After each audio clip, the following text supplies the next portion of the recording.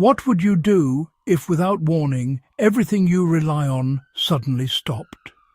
No electricity, no running water, no stocked shelves, no immediate help. The final siren. It's easy to assume things will always work the way they should.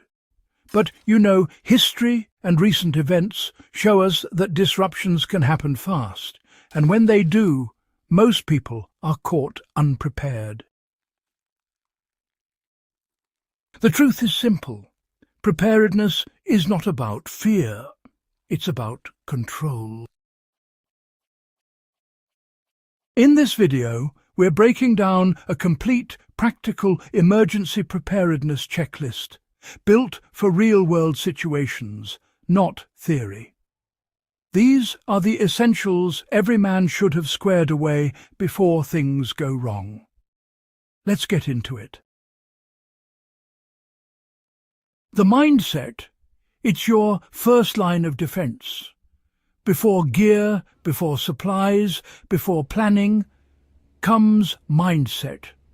In an emergency, panic is honestly your biggest enemy. It leads to poor decisions, wasted energy, and, unnecessary risk. Prepared individuals, they think differently.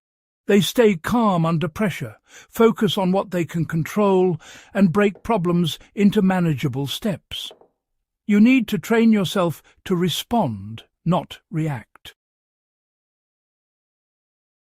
Ask yourself, if something happened tonight, would I panic or act? Preparedness, it really begins in the mind. Water, your top priority. You can survive weeks without food, but without water, only a few days, really.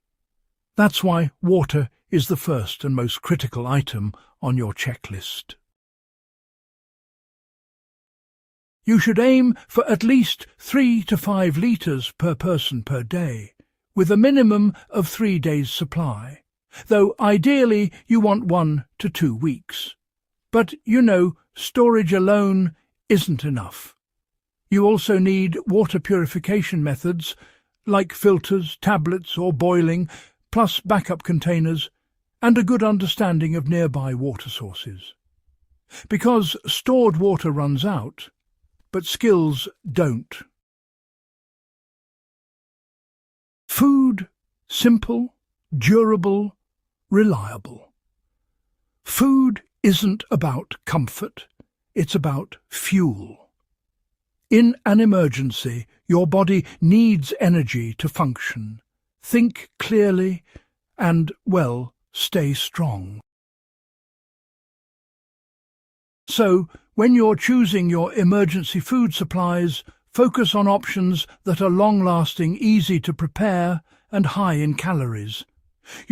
Things like canned goods, dry grains such as rice and beans, pasta, and other shelf-stable protein sources. It's best to avoid foods that require complex preparation or need to be refrigerated.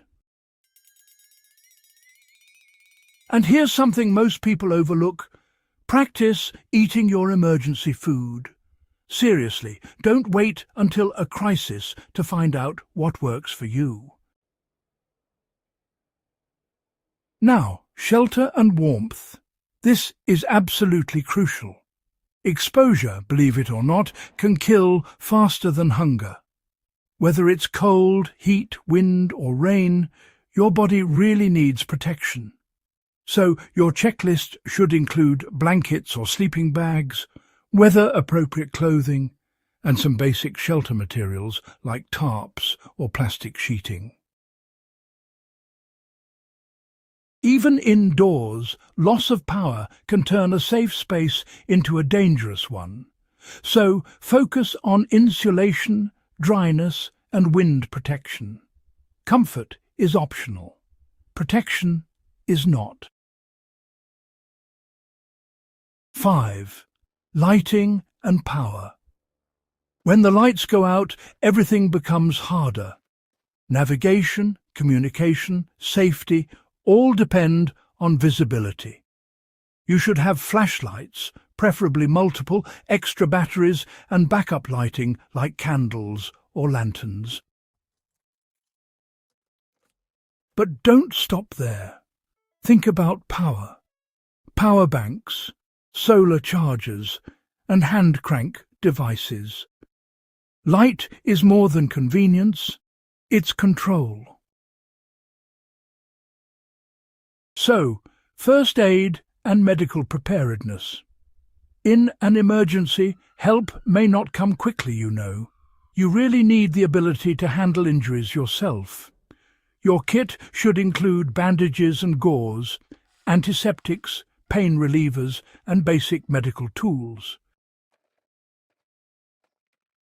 But the most important part? Well, it's knowing how to use them. Take time to learn how to treat wounds, how to stop bleeding, and how to manage common injuries. Supplies without knowledge are, honestly, quite limited. Now, communication. When systems fail, communication becomes absolutely critical.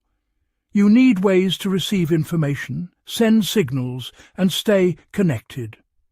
Consider battery-powered or hand-crank radios, backup phones or communication devices, and even whistles or signalling tools. Information reduces uncertainty, and let's face it, uncertainty leads to mistakes. Right, so you don't need everything, but you need the right things. Focus on tools that are, versatile, durable, and simple to use. Essentials include a good knife, a multi-tool, some rope or cordage, and fire-starting tools. These allow you to build, repair, and adapt. Tools. Well, they really do extend your capability. Now, hygiene and sanitation. This is often overlooked, but honestly, it's extremely important. Poor hygiene leads to illness, and illness weakens your ability to survive. You'll want to include soap, wet wipes, toilet supplies, and trash bags. And don't forget to think about waste management, especially if utilities are down. Cleanliness is not just comfort, it's survival. Clothing and protection, then. Your clothing is your first layer of defense. You should have durable, weather-appropriate clothing, extra layers, and, of course, sturdy footwear. Clothing should protect against cold, heat, and injury. And whatever you do, avoid relying on a single set. Redundancy really does matter. 11. Important documents and cash. In emergencies, access to systems can fail. You should have copies of important documents, identification, emergency contacts, and, well, some cash. Keep them organized and accessible. When systems go down, paper still works. 12. Navigation and awareness. If you need to move, you must know where you're going. Don't rely solely on digital tools. Include physical maps, a compass, and knowledge of your area. Understand routes, landmarks, and safe locations. Awareness reduces risk. 13. Security and safety. In uncertain situations, security becomes a concern. You need to think about protecting your supplies, maintaining awareness, and avoiding unnecessary risk. This doesn't mean aggression. It means preparedness. Stay alert. Stay cautious. Redundancy.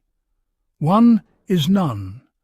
A key principle of preparedness is, well, one is none and two is one.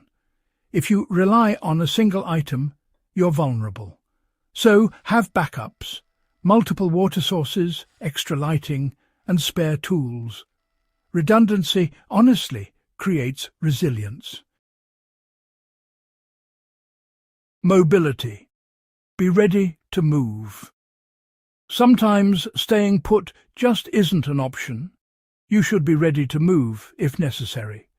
Prepare a basic go bag, essential supplies you can carry, and a plan for relocation. Mobility gives you options, and options, well, they increase survival. Training and practice. Preparation, you know, is not just about having things, it's about knowing how to use them. Practice using your gear, managing resources, and handling scenarios. Train under different conditions. The more familiar you are, the more confident you become. You know, you don't have to do everything alone. Having trusted people around you can really make a difference. They can share the load, provide support, and, well, increase safety too. Preparedness is always stronger when it's shared. So, build those connections before you actually need them. 18. Planning and adaptability. Finally, you need a plan. But more importantly, you need the ability to adapt. Things will change, conditions will shift. Your plan should be flexible. Think in terms of options, alternatives and adjustments. Rigid plans fail. Flexible ones survive. Let's recap the essentials. Mindset, water, food, shelter, light, medical, communication, tools, hygiene, clothing, documents, navigation, security, redundancy, mobility, training, community, adaptability. This is your complete emergency preparedness checklist. Not complicated, not extreme, just practical. Final thoughts. Preparedness is not about expecting the worst. It's about being ready for the unexpected.